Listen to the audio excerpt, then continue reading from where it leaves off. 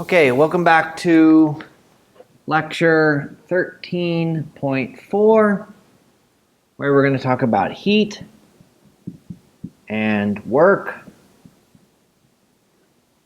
in the Carnot cycle. And actually that's going to lead us to something we're going to call a heat engine.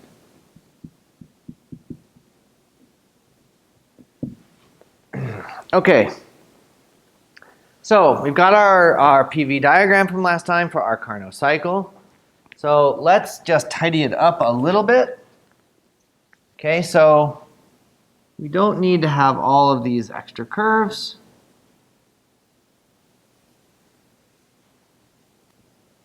Let's just help me draw it and help us realize these are isotherms and adiabats.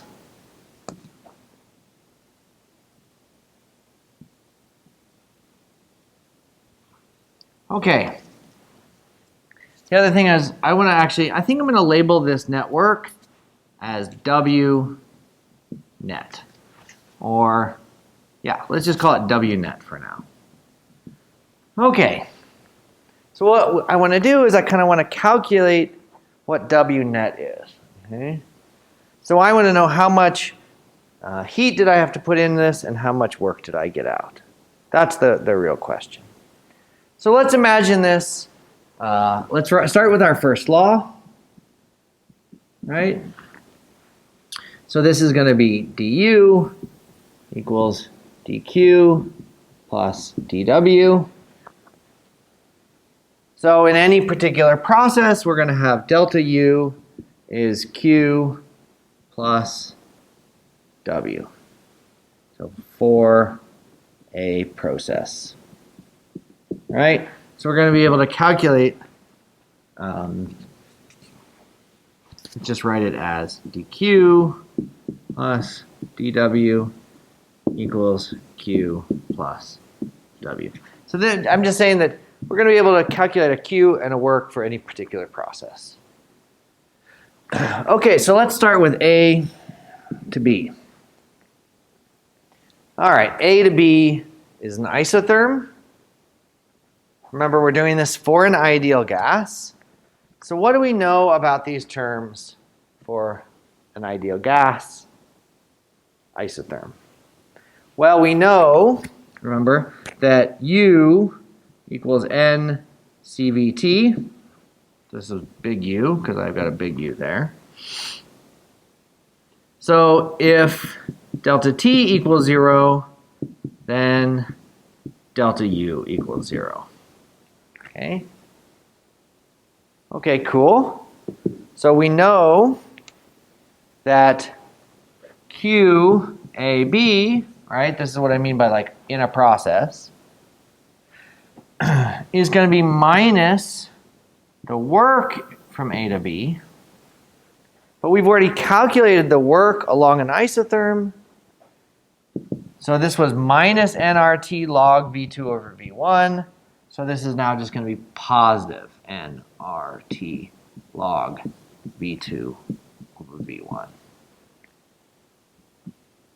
Let me just write it more generally as V B over VA. Because I'm just saying I'm going from A to B, so this is the volume at B and the volume at A. Okay?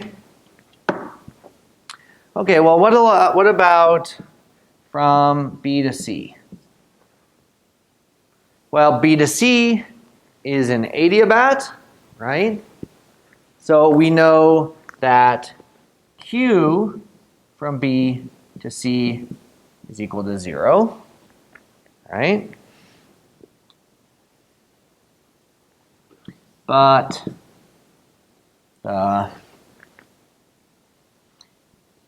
delta U was non-zero, right? We changed states. So the work from B to C is non-zero. We calculated it last time. It's this big, we wrote it down again last time. You have it. It goes like P1, V1 to the gamma over gamma to minus 1, parentheses 1 over V2, gamma to minus 1 over V1, gamma to minus 1. Okay, I don't care what it is exactly at the moment. I'm just going to write that it's non-zero. So from C to D, we're going back along an isotherm, right? So again, it's an isotherm, so delta T was 0. So delta U was 0. So we could get that Q of C to D was, should be now minus, plus, again, it's exactly the same. This one should be a TH. It should be nRTC log VD over VC. And the sign will be determined by the V, VD over VC. So since VD over VC, this is less than 0, so its heat is flowing out of the gas. Right, so this was positive, so heat was flowing into the gas. So those are key, right? It's key to know whether or not we're flowing into or out of. And in fact, for our Carnot cycle, so for our heat engines, we're going to actually change our sign convention. So we'll talk about that in just a second. Finally, from D to A, it's just like this other one, right? So along that adiabat, Q from D to A is 0, but the work from D to A is not 0.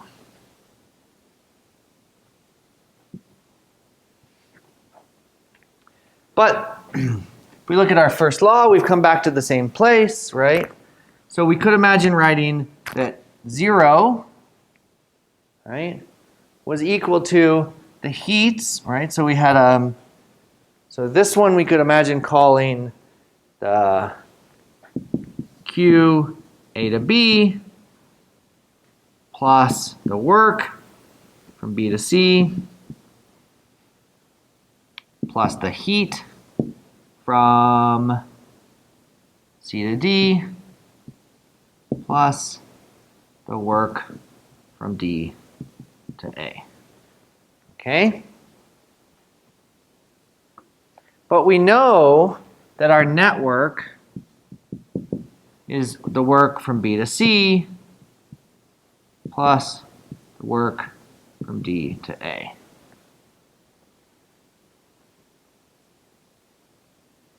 So our network, we look at it like that, right? That's this network is going to be, well, I'm going to rename Q A to B as Q hot.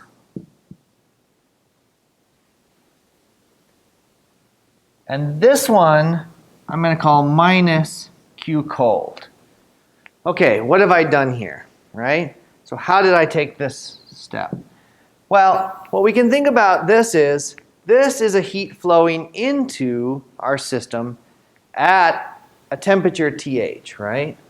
So we can draw that as a heat flowing in at TH. But then what happens on our other isotherm is we have heat flowing out of our gas, right? And it's sitting at the temperature C, right? So this is a change of our sign convention. And the reason why we write it like that is because we often want to think about this in terms of a heat engine. Okay, so I'm going to leave that up there for the moment. I'm going to erase this. If you didn't have it, just pause and make sure you can copy it down. So what we can think about is having a thermal reservoir sitting at TH, And heat is going to flow into our engine.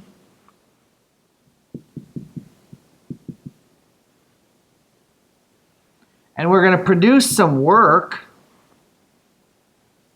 And then we're going to drop some heat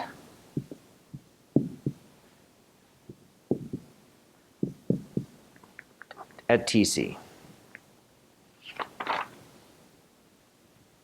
So this is how we write our Carnot cycle in terms of a heat engine. So that's another way of writing this same thing. We're saying we had a thermal reservoir, right?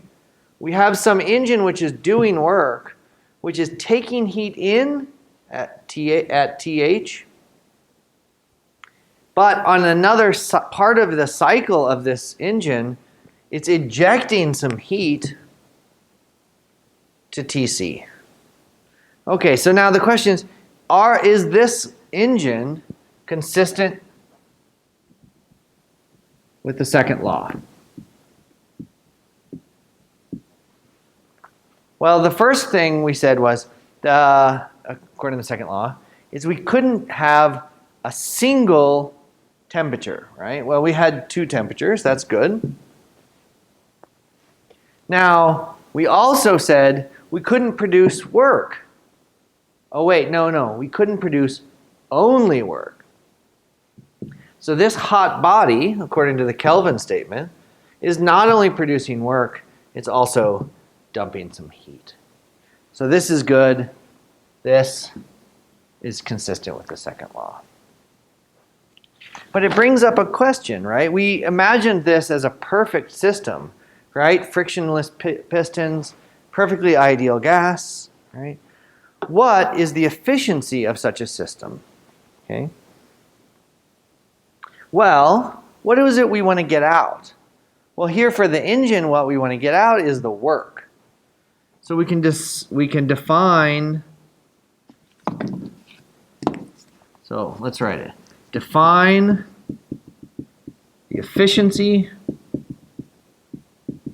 for a heat engine as eta, that's the Greek letter eta, is what we want. For an engine, what we want to do is get work out. And we have divided by what we put in. We put in QH. But the work is QH minus QC. So we can rewrite that as QH minus QC over QH, or 1 minus QC over QH. So, because we always have some finite amount of QC, this is always less than or equal to 0. It's interesting to ask, when could your, less than or equal to 1, right? Because QC is always less than or equal to 0. 1 minus QC over QH is always less than or equal to 0. Okay, so so the point is I could make this 1 only if I could make QC equal to 0. So it's going to be an interesting question next time for how we could imagine making the most perfect heat engine we could. How could we drive the efficiency all the way up to 1? That means 100% efficient. We will do that next time in lecture 14, and I'll see you then.